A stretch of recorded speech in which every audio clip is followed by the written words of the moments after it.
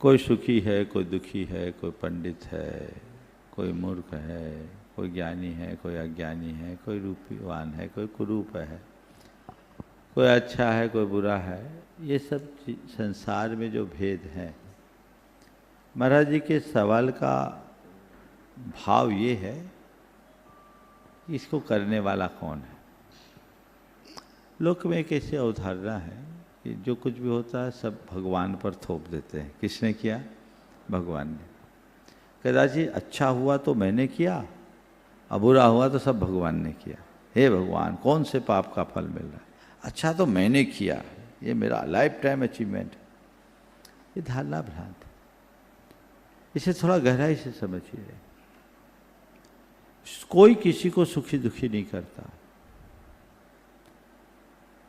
हम अपने आप को सुखी दुखी मानते भी हैं तो ये हमारी मान्यता है। और संसार में जो सुख दुख रूप संयोग बनते हैं वो संयोग भी कर्म के कारण बनते हैं। दो चीजें हैं। मैं सुखी और दुखी शब्द को एक तरफ रखकर अनुकूलता और प्रतिकूलता इन दो शब्दों को सामने रखता हूं। आप इसे संशोधित करके यदि इस तरीके से प्रस्तुत करें कि संसार में किसी के पास सब प्रकार की अनुकूलताएं और किसी के पास सब प्रकार की प्रतिकूलता है, इसका कारण क्या है? या हीनाधिक है। तो अनुकूलता और प्रतिकूलता को जन्म देने वाला कौन? कर्म है। कौन है? कर्म है। हमारे द्वारा उपार्जित जो शुभ अशुभ कर्म है उसका परिणाम। हम लोग शास्त्रों में पढ़ते हैं, चर्चाओं में भी कहते हैं कि पुण्य और पाप दो कर्म हैं। पुण्य कर्म अनुकूल संयोग प्रदान करता है और पाप कर्म सब प्रकार की प्रतिकूलताओं को जन्म देता है। तो हर मनुष्य क्या, हर प्राणी अपने जीवन में जो भी अच्छा बुरा कृत्य करता है उसके अनुसार उसकी चेतना में पुण्य और पाप जुड़ता है। यही पुण्य और पाप कालांतर में पक कर अच्छे बुरे संयोग देता है। कुरान काबा में इस संदर्भ में बहुत अच्छी बात लिखी। अरे तुम उन कहारों को देखो, अरे तुम उन कहारों को देखो जो कोई डोली उठा रहे हैं और उन्हें देखो जो उस पर सवार है।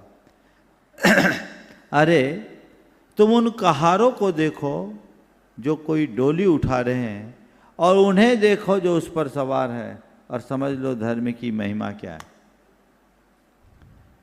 एक सवार है, एक कहार है, एक ढो रहा है, एक ढोया जा रहा है। पुण्य पाप का ये चक्र है जो हमारे ही कृत्यों के परिणाम स्वरूप होता है। जैसा हम करते हैं उसके अनुरूप होता है। तो आज आपको अगर फैसिलिटीज है, आपके पास अनुकूलताएं हैं, तो ये आपके पुण्य कर्मों का फल है ऐसा मानना। और ये इस बात का प्रमाण है कि आपने अतीत में अच्छा काम किया। और अगर प्रतिकूलताएं निरंतर आ रही है तो उसे अपना पापोदय मानना चाहिए, पाप का फल मानना चाहिए जो हमारा ही अपना कृत्य है। लेकिन इन दोनों के साथ इसका कर्ता कोई नहीं, इसके कर्ता हम हैं। हमारे यहाँ तो कहावत है, जैसा बोओगे वैसा काटोगे। बबूल बो के आम नहीं खा सकते। जैसी करनी वैसी भरनी। हम ये बात कहते हैं, कर्म प्रधान विश्व करी राखा, जो जस करई सो तस फल चाखा की उक्ति भी हम जानते हैं। तो हम जैसा करेंगे वैसा भरेंगे, ये सिद्धांत है और ये सार्वभौमिक सिद्धांत है। तो अनुकूलता और प्रतिकूलता को देने वाला कर्म है, पर सुखी दुखी बनाने वाला कर्म नहीं,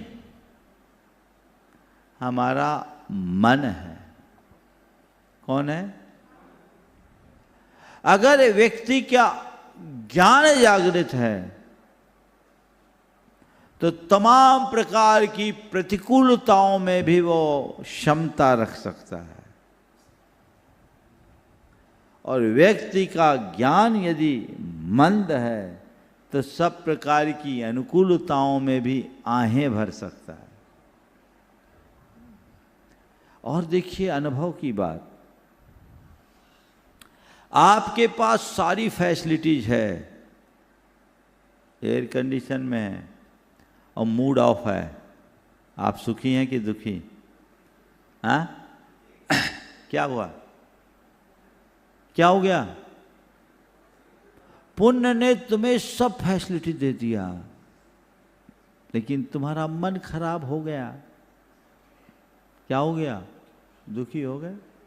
मैं कोलकाता में था, एक परिवार गया दीघा बीच, घूम घाम के आया।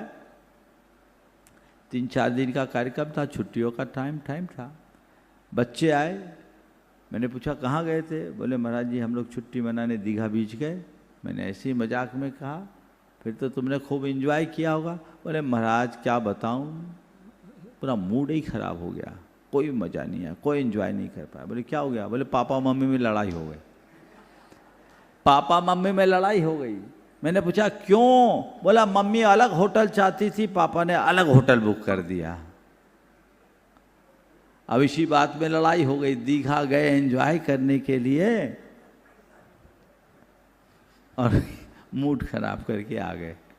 तो एक्चुअल में जॉय कहाँ है? बाहर नहीं, इन जॉय अंदर है, अंदर है। उसे पहचाने तो कोई कठिनाई नहीं आ सकती। तो मेरा कहना है कि व्यक्ति को सुखी दुखी बनाता है उसका मन। मन अच्छा रखोगे तो सब प्रकार की प्रतिकूलता में भी प्रसन्नता बनी रहेगी, और मन के खराब रहने पर सब प्रकार की अनुकूलता में भी आहें भरोगे। और आजकल डिप्रेशन के शिकार गरीब लोग, अभावग्रस्त लोग कम हैं, बड़े बड़े सेठिया लोग ज़्यादा हैं। बोलो सही बोल रहा हूँ कि नहीं? जिनके पास फैसिलिटीज सब है लेकिन फ्रेश नहीं है, टेंशन है दिमाग में, मन अच्छा नहीं है। तो ज्ञान भाव जगाकर हम अपने मन को संभाल सकते हैं। प्रियंका